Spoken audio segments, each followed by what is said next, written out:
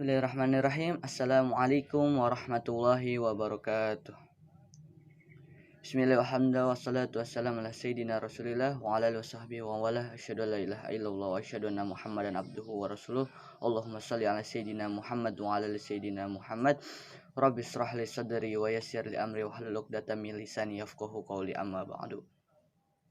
Ya, alhamdulillah kami dari kelompok 1 mata kuliah Antropologi Pendidikan akan mempresentasikan tugas kami atau makalah kami yang diberi judul Makhluk Manusia. Dan dari kelompok kami disusun oleh Saudara Abdurrahman, Saudara Muhammad Samsul Anwari, Muhammad Hanzola, saya sendiri, dan Saudari Nur Arfi Barokah. Dan dosen pengampu adalah Muhammad Ibtisanhan, Esos MA.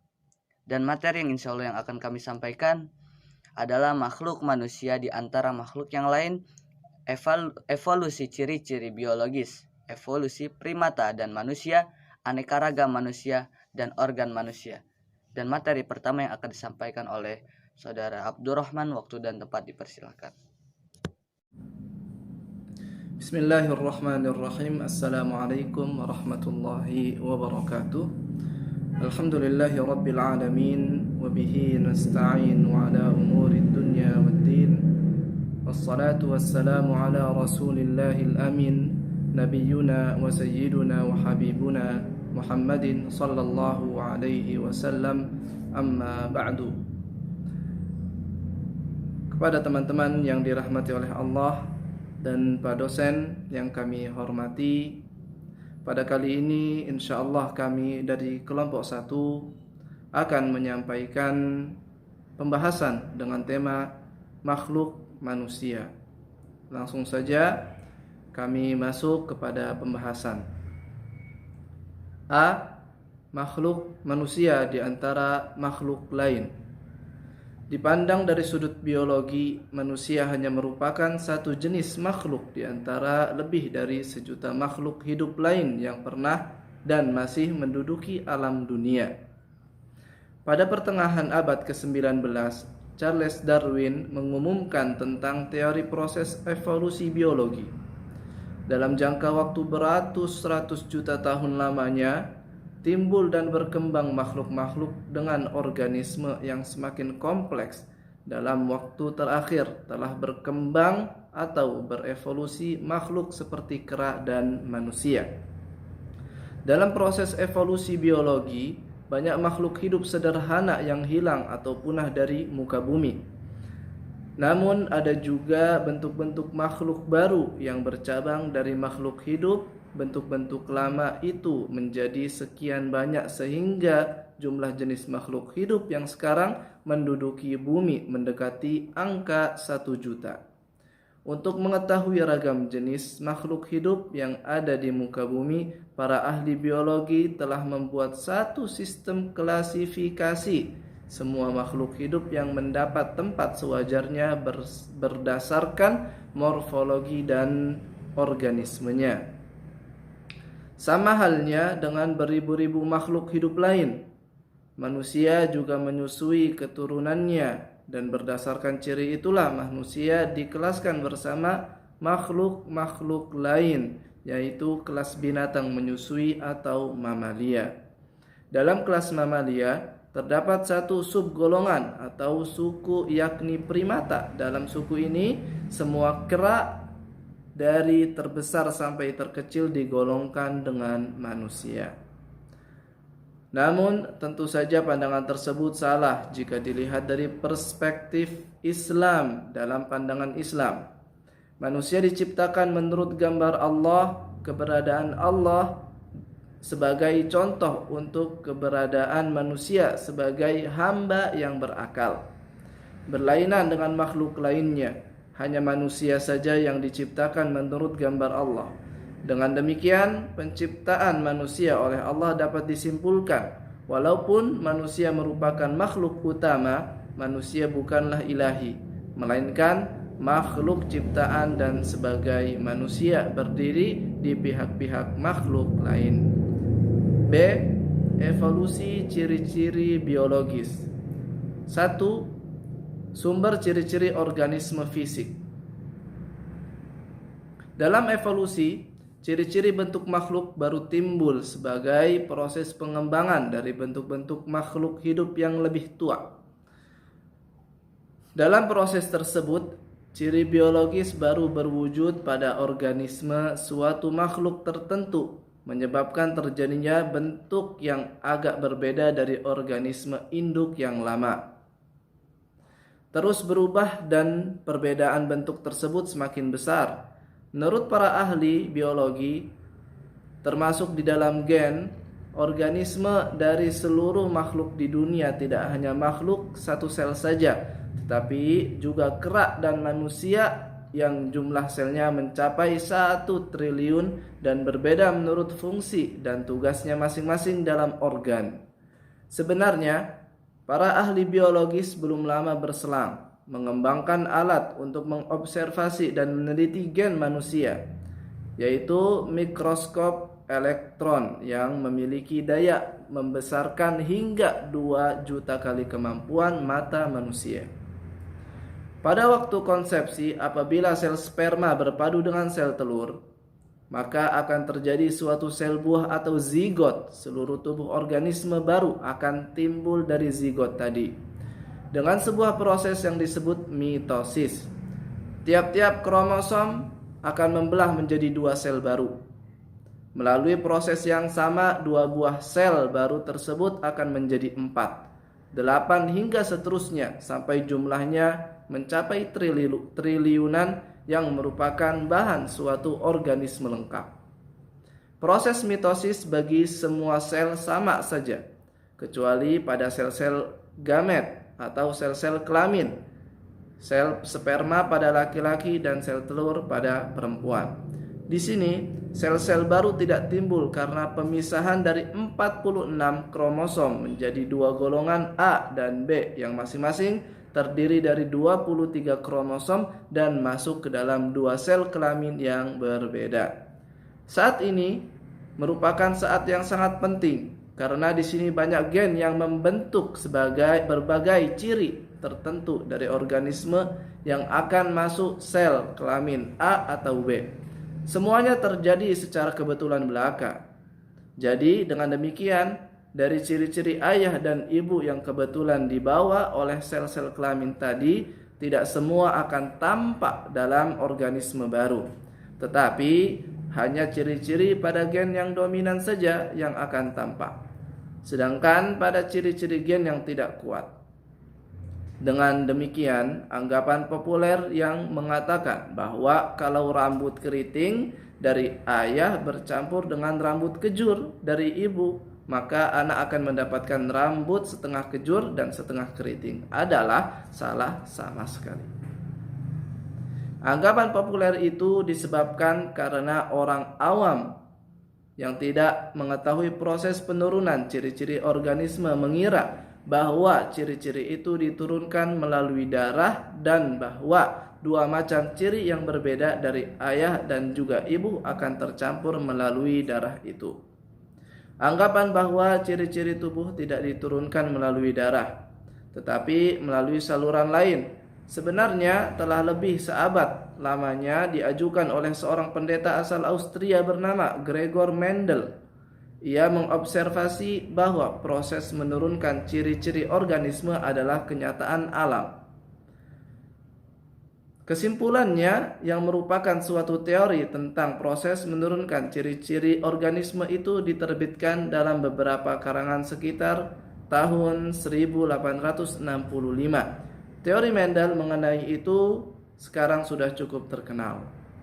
Mula-mula dunia ilmiah tidak menaruh perhatian pada teori Mendel tersebut. Perhatian itu baru muncul lagi ketika terbukti melalui penelitian gen itu bahwa prinsip-prinsip proses menurunkan ciri-ciri yang telah lama diajukan Mendel itu cocok dengan kenyataan. Suatu pengertian yang amat penting untuk kita ketahui adalah bahwa ciri-ciri yang lahir itu fenotipe tidak sama dengan susunan ciri-ciri pada gen-gennya, genotipe. Ayah secara fenotipe genotype maupun fenotype memiliki rambut keriting. Ibu secara genotype maupun fenotype memiliki rambut kejur. Anak secara genotype memiliki gen-gen keriting dari ayah dan gen rambut kejur dari ibu. Tapi karena gen rambut keriting itu dominan, maka anak secara fenotype memiliki rambut keriting. Anak kawin dengan ciri-ciri gen genotype yang sama. Cucu tiap-tiap satu di antara 4 secara genotype memiliki gen rambut keriting, dan secara fenotype memiliki rambut keriting.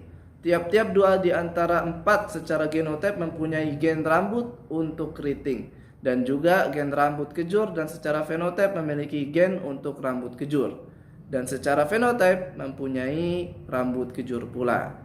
2. Perubahan dalam proses keturunan.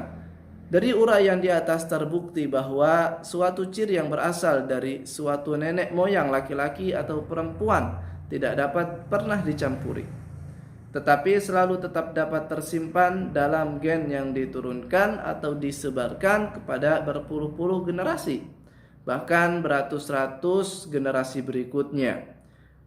Hanya kekuatan dari gen lain yang dominan yang akan menyebabkan ciri-ciri tersebut tidak tampak lahir.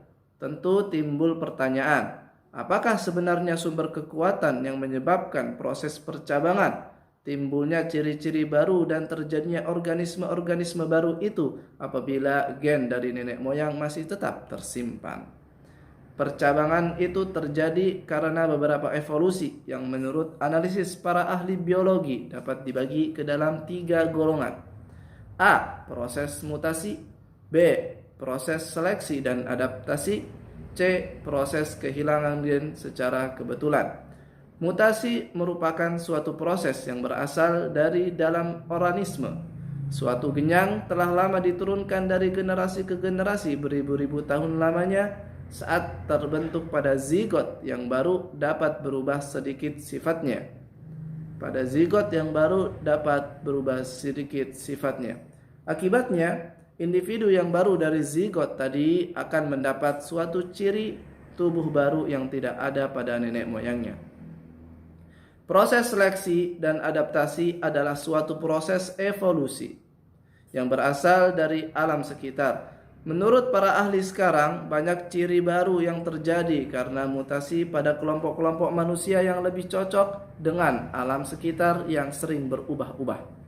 Individu dengan ciri-ciri lama, lambat laun selalu akan berkurang jumlah kelahirannya dan sampai tidak ada kelahiran lagi. Dengan tidak adanya lagi individu dengan ciri-ciri lama dalam suatu kelompok, gen-gen yang menyebabkan ciri-ciri yang lama tadi akan hilang juga atau punah. Sebaliknya, hanya gen baru yang mampu diseleksi alam atau yang telah mengadaptasikan diri dengan alam sekitar yang baru tadi akan terbawa langsung dalam organisme-organisme dalam kelompok. Dapat disimpulkan bahwa suatu ras baru dengan ciri-ciri baru telah bercabang dari suatu ras yang lama. Sedangkan menghilangkan gen tertentu sering juga disebabkan oleh peristiwa yang tidak berasal dari dalam organisme atau dari alam sekitar, tetapi disebabkan secara kebetulan. Baik, saya akan menunjukkan presentasinya. Evolusi primata dan manusia. Proses percabangan makhluk primata. Manusia merupakan suatu jenis makhluk cabang dari semacam makhluk primata yang telah melalui proses evolusi. Soal asal mula dan proses evolusi makhluk manusia itu secara khusus dipelajari dan terdiri dari suatu subilmu dari ilmu antropologi biologi, yaitu ilmu paleoantropologi. Ilmu tersebut meneliti fosil tubuh manusia yang terkandung dalam lapisan-lapisan bumi. Namun karena manusia hanya merupakan cabang yang paling muda dari makhluk primata itu, maka soal asal mulanya dari proses evolusi tidak dapat dilepaskan dari seluruh proses percabangan dari makhluk primata pada umumnya. Selain menganalisis data mengenai fosil-fosil kerada manusia yang tersimpan di dalam lapisan bumi, mereka juga menggunakan data-data ilmu lain seperti paleogeografi, paleoekologi, serta metode analisis potasium argon dari ilmu geologi. Makhluk pertama dari suku primata muncul di bumi sebagai suatu cabang dari makhluk mamalia sekitar 70 juta tahun yang lalu di dalam suatu zaman yang disebut Paleosen tua.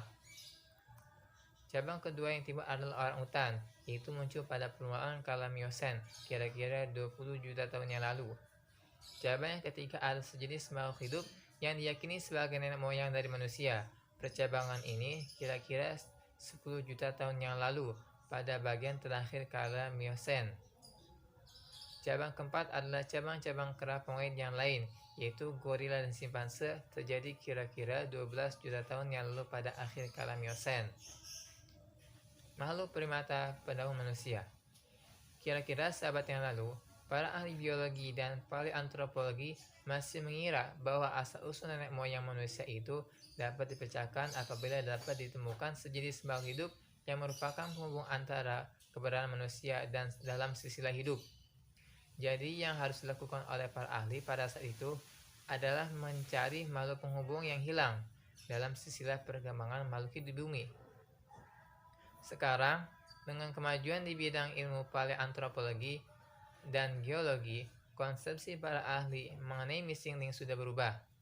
Makhluk itu sudah tidak dipandang sebagai makhluk hidup yang berbeda di antara kera manusia, tetapi sebagai seekor makhluk hidup pendahulu, atau makhluk induk yang mendahului baik kera-kera besar atau manusia. Keduanya hanya spesialisasi khusus dari makhluk hidup tadi. Terbatasnya jumlah fosil yang ditemukan oleh para ahli biologi. Pengetahuan mengenai wujud, sifat, dan penyebaran makhluk hidup kera raksasa ini masih terlampau sedikit. Sebaliknya, mengenai pengetahuan nenek moyang yang langsung dari manusia kini sudah cukup baik. Pendahulu manusia itu adalah makhluk yang sudah dapat berjalan tegak di atas kedua kaki belakangnya menempuh jarak yang cukup jauh. Oleh para ahli, makhluk tersebut diberi nama Australopithecus, kera dari selatan, dan ada lebih dari 65 fosil yang ditemukan dan semuanya berasal dari Afrika Selatan dan Timur, dan beberapa di antaranya hidup lebih dari 10 juta tahun yang lalu. Bentuk-bentuk manusia tertua. Pada tahun 1898, seorang dokter Belanda, Eugen du Bois, telah menemukan sekelompok tengkorak atas, rahang bawah, dan tulang paha di lembah Sungai Bengawan Solo, dekat desa Kedung Berbus dan di dekat desa Teni di Jawa Timur. Tengkorak tersebut seolah-olah seperti tengkorak seekor kera besar. Isi otaknya jauh lebih besar dibandingkan dengan jenis kera yang terkenal saat ini. Akan tetapi jauh lebih kecil daripada isi otak manusia, dan dilihat dari tulang paha makhluk tersebut berdiri tegak. Du Bois memberikan nama pada makhluk tersebut, yaitu Pichonotropus erectus, manusia kera yang berjalan tegak pada fosil itu, dan contoh nenek moyang manusia zaman sekarang. Sebelum pecah Perang Dunia Kedua, telah ditemukan lebih dari 20 fosil, dan di antaranya ada suatu rangkaian penemuan yang juga menjadi terkenal sekali, yaitu rangkaian penemuan antara 1931 dan 1934, berupa 14 fosil Pichonotropus yang terdiri dari 12 tengkorak dan 2 tibia, dekat desa Ngandong, juga di lembah Bengawan Solo, di sebelah utara Ternil, oleh seorang ahli geologi Jerman bernama G.H.R. von Koningswald. Ahli paleoantropologi Indonesia, Teguh Jakob, juga meneliti ke-14 fosil itu secara mendalam sekali, menyebutnya Pichonotropus solensis. Makhluk Pichonotropus termasuk Meganotropus paleojavanicus. Memang oleh para ahli paleoantropologi sekarang dianggap sebagai makhluk pendahulu manusia di kawasan luas Asia, khususnya Asia Tenggara, dalam suatu jangka waktu yang sangat panjang, yaitu dari 2 juta hingga 200.000 tahun yang lalu. Ia hidup dalam kelompok-kelompok berburu kecil yang terdiri dari 10 hingga 12 individu. Jangka waktu hidupnya rupa-rupanya masih singkat, yaitu rata-rata 20 tahun, sehingga makhluk Pichonotropus yang berumur 10 tahun telah merupakan makhluk dewasa. Ditemukan dalam lapisan bumi yang muda oleh para ahli geologi disebut lapisan Pleistosen muda. Bentuk manusia dari kala Pleistosen muda. Fosil-fosil yang berasal dari kala Pleistosen muda yang berumur kira-kira 200.000 tahun berjumlah amat banyak dan terdapat di berbagai tempat di dunia dan merupakan fosil dengan kerangka lengkap. Salah satunya ditemukan pada tahun 1856 di sebuah gua di lembah Sungai Neander dekat kota Düsseldorf, Jerman, dan menjadi terkenal dengan nama Homo neanderthalensis, manusia dari lembah Neander. Hampir semua fosil Homo neanderthal dan sebangsa lainnya ditemukan berdekatan dengan temuan berbagai macam alat batu, sisa-sisa kebudayaan nama yang memberikan keterangan bahwa kehidupan makhluk Neanderthal sudah sebagai manusia yang berbudayaan. Sebelum Perang Kedua, fosil-fosil yang ditemukan di Ngandong juga pernah dianggap suatu jenis dengan Neanderthalensis. Akan tetapi, setelah fosil-fosil tersebut teliti kembali oleh Paleoantropologi Asal Indonesia, Teguh Jakob, terbuktilah bahwa Homo solensis dari Ngandong lebih dekat pada Pithecanthropus erectus dibandingkan dengan Homo neanderthal. Manusia Homo neanderthal awalnya tidak diangkat sebagai nenek moyang manusia yang ada sekarang pada para ahli, tetapi sebagai salah satu evolusi makhluk manusia yang kandas. Dengan adanya bukti baru, diketahui bahwa Homo neanderthal itu tidak kandas, tetapi telah berevolusi dalam jangka waktu kira-kira 120.000 tahun dan menjadi Homo sapiens atau manusia sekarang. Manusia sekarang atau Homo sapiens.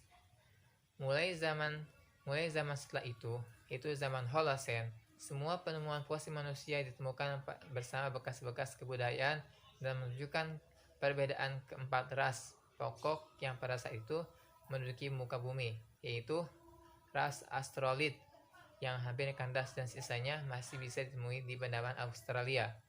Ras Mongoloid merupakan ras yang paling besar jumlahnya dan paling luas daerah penyebarannya.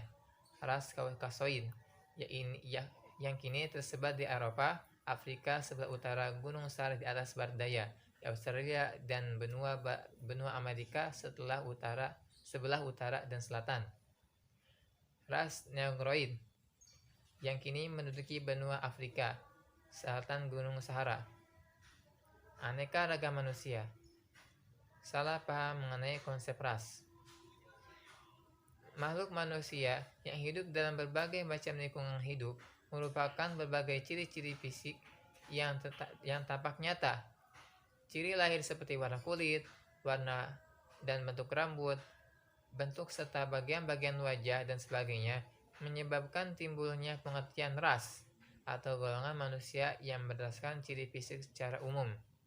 Di Jerman, anggapan de Gobineau telah diperluas dengan anggapan dari aliran nasional sosialis di bawah Adolf Hitler bahwa orang Jerman sebagai turunan langsung dari ras Arya yang telah ditakdirkan untuk menguasai seluruh dunia.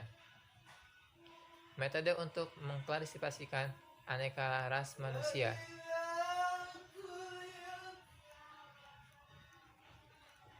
Para sarjana ternama memperhatikan ciri-ciri lahir atau ciri-ciri morfologi dalam tubuh individu-individu berbagai bangsa di dunia. Ciri-ciri morfologi itu antara lain dalam ciri-ciri fenotip terdiri dari dua golongan antara lain. Ciri-ciri kualitatif seperti warna kulit, bentuk rambut, dan ciri fisik umum lainnya.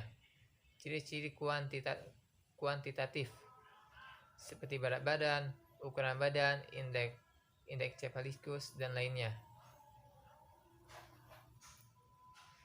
Salah satu klasifikasi dari berbagai ras manusia. Berikut ini merupakan klasifikasi yang berasal dari A.L. Koreber. Australoid, penduduk asli Australia. Mongoloid, Asiatik Mongoloid, Asia Utara, Tengah, dan Timur. Malaya Mongoloid, Asia Tenggara, Kepulauan Indonesia, Malaysia, Filipina, dan penduduk asli Taiwan. American Mongoloid, penduduk asli benua Amerika Utara dan Selatan dan orang Eskimo di Amerika Utara sampai penduduk Terra del Fuego di Amerika Selatan. Kaukasoid, Nordik, Eropa Utara sekitar Laut Baltik. Alpin, Eropa Tengah dan Timur.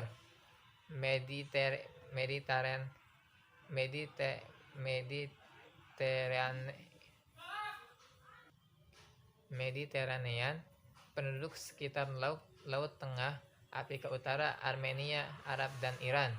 Indik, Pakistan, India, Bangladesh, dan Sri Lanka. Negroid, African Negroid benua Afrika. Negrito, Afrika Tengah semenanjung Melayu dan Filipina. Melanesian, Papua atau Irian dan Melanesia. Ras-ras khusus, bukan ke dalam 4 ras pokok. Busman, di daerah Gunung Kalahari di Afrika Selatan. Vedodid, di pedalaman Sri Lanka dan Sulawesi Selatan. Polynesian, di kepulauan Mikronesia dan Polinesia. Ainu, di Pulau Karafuto dan Hokkaido di Jepang Utara. Terima kasih. Bismillahirrahmanirrahim. Baik, saya lanjutkan. Yang E, organ manusia. 1. Perbedaan organ manusia dan organ binatang. Otak manusia telah berevolusi paling jauh jika dibandingkan dengan makhluk lain. Otak manusia telah dikembangkan oleh bahasa dengan mengandung kemampuan akal, yaitu kemampuan untuk membentuk gagasan dan konsep yang makin lama makin tajam untuk memilih alternatif tindakan yang akan digunakan dalam kelangsungan hidup. Jenis binatang juga memiliki identitasnya tersendiri, namun kesadaran itu tidak setajam yang dimiliki manusia. Akhirnya, kehidupan organisme manusia juga berbeda dengan kehidupan organisme binatang dengan adanya penyambung hasrat alamiah. Sejumlah organisme jenis-jenis binatang memang mencetuskan berbagai macam reaksi terhadap warna, bentuk, dan lainnya, tetapi akal manusia menghasilkan suatu reaksi yang sadar sehingga menciptakan unsur khas pada manusia. Ya, kesimpulan. Manusia dengan makhluk lainnya memiliki kedudukan sendiri dan juga berbeda karakter atau berbeda karakteristik. Teori evolusi yang dikemukakan oleh Charles Darwin yang mengungkapkan bahwa pada awalnya manusia merupakan salah satu atau satu keluarga dengan primata. Dalam jangka waktu beratus-ratus juta tahun lamanya timbul dan berkembang makhluk-makhluk dengan organisme yang semakin kompleks sebagai proses pengembang dan bentuk-bentuk makhluk hidup yang lebih tua. Proses evolusi biologis yang diawali dari primata dan sejenis kera hingga akhir evolusinya menjadi yang paling sempurna, yaitu manusia. Manusia paling sempurna pada saat ini disebut dengan Homo sapiens. Hingga saat ini manusia seringkali dikenal dengan beberapa penggolongan agar mudah dikenali, yaitu lewat klasifikasi ras. Dalam Islam, manusia bukan hanya tergambar dari ciri-ciri fisiknya yang sempurna, melainkan tercermin pada akal, kebebasan berkehendak, dan ucapan. Dengan akal, manusia mampu membedakan antara kebenaran dan kebatilan, di antara kenyataan dan khayalan. Dengan kebebasan berkehendak, manusia mampu dan bebas memilih antara kedua jalan saat itu. Oke, terima kasih. Mungkin ini yang bisa kami sampaikan dari kelompok 1. Terima kasih dan mohon maaf atas segala kekurangannya dan atas perhatiannya. Terima kasih. Kami ucapkan wassalamualaikum warahmatullahi wabarakatuh.